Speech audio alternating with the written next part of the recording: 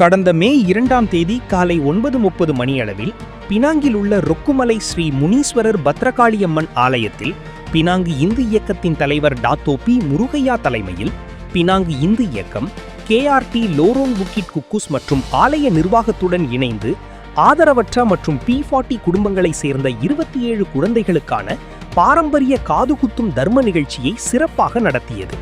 இந்த நிகழ்ச்சியின் மூலம் இளம் இந்து தலைமுறையினருக்கு பாரம்பரிய காதுகுத்தும் சடங்கின் முக்கியத்துவம் எடுத்துரைக்கப்பட்டதுடன் இந்து மரபு மற்றும் பண்பாட்டை பாதுகாக்கும் நோக்கமும் வலியுறுத்தப்பட்டது.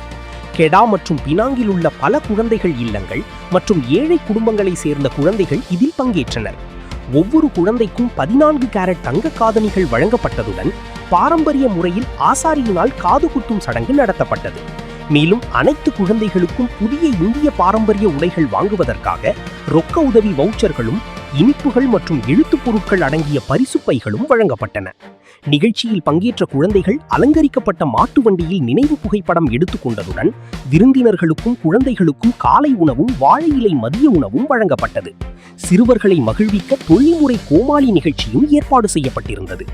இந்த நிகழ்ச்சியை சமூகத்தில் பின்தங்கிய குழந்தைகள் மறக்கப்படவில்லை என்பதை உணர்த்தும் வகையில் பாரம்பரியத்தை பாதுகாக்கும் சிறந்த முயற்சியாக பலரும் பாராட்டியதாக